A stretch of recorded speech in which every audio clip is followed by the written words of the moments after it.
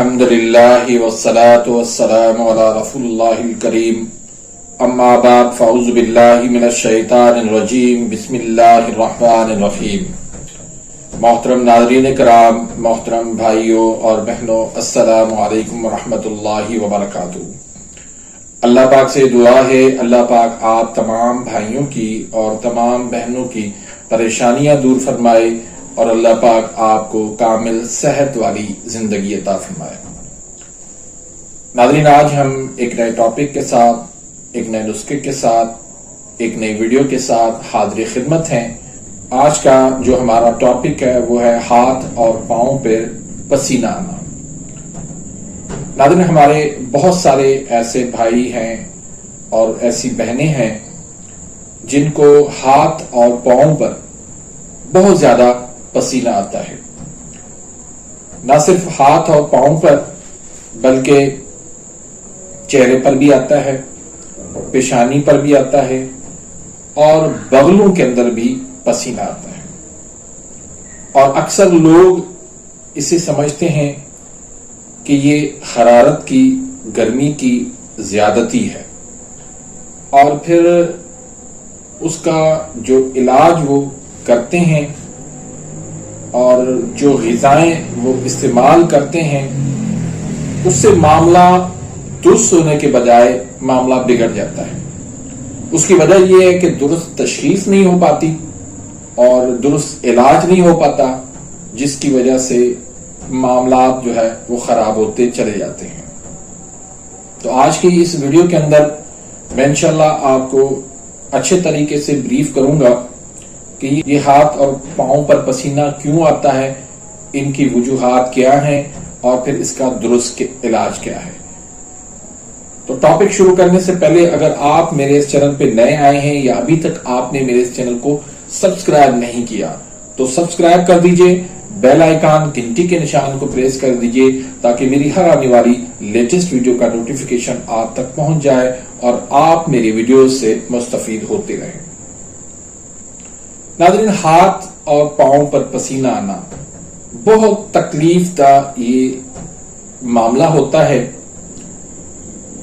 لوگ جو ہے وہ دوسرے کو ہاتھ دینے سے بھی گھبراتے ہیں، بڑی ان کو پریشانی ہوتی ہے، بڑی ان کو شرمندگی ہوتی ہے کہ ہاتھ جو ہے ان کے پسینے سے بھیگے ہوتے ہیں۔ اسی طرح وہ چپل پہنتے ہیں تو وہ بھی پسینے سے بالکل ڈوب جاتی ہے، بہت زیادہ پسینہ آتا ہے، وہ چپل پہن نہیں سکتے، کوئی بند جوتا نہیں پہن سکتے۔ اسی طرح بہت سارے بھائیوں کو اور بہنوں کو یہ پیشانی پر مسلسل پسینہ آ رہا ہوتا ہے، اور بہت سارے ایسے بھی ہیں جن کو بغلوں کے اندر پسینہ آ رہا ہوتا ہے۔ یہ دراصل حرارت کی زیادتی نہیں ہوتی بلکہ یہ حرارت کی کمی ہوتی ہے۔ اکثر ایسے مریض جو ہے ان کا بلڈ پریشر لو ہو جاتا ہے اور یہ تبخیر معدے کے مریض ہوتے ہیں، خون کی کمی ہوتی ہے اور گردے جو ہے ان کے کمزور ہوتے ہیں۔ اسی وجہ سے یہ پسینہ جو ہے ان کا ہاتھوں پر اور پاؤں پر کثرت سے آتا ہے، باقی جسم پر ان کو پسینہ نہیں آتا۔ تو اس کے لیے سب سے پہلی بات تو یہ کہ آپ نے تمام تر جو اعصابی چیزیں ہیں، یعنی جو بلغم بناتی ہیں، جو ریشہ بناتی ہیں، جو دماغ کو تیز کرتی ہیں، جو سرد مزاج کی چیزیں ہیں، ان چیزوں کو آپ نے بند کرنا ہوگا۔ جیسے سویاں ہیں، کسٹرڈ ہے، پیٹھا ہے، مٹھائیاں ہیں، آئس کریم ہے، سفید چاول ہیں، ٹھنڈا پانی ہے اور ملک شیک اور جوس وغیرہ ہیں، تو ان تمام چیزوں سے آپ کو پرہیز کرنی ہوگی۔ یہ ساری چیزیں آپ کی حرارت کو کم کرتی ہیں۔ آپ کے لیور کو سست کرتی ہیں، آپ کے گردوں کو کمزور کرتی ہیں.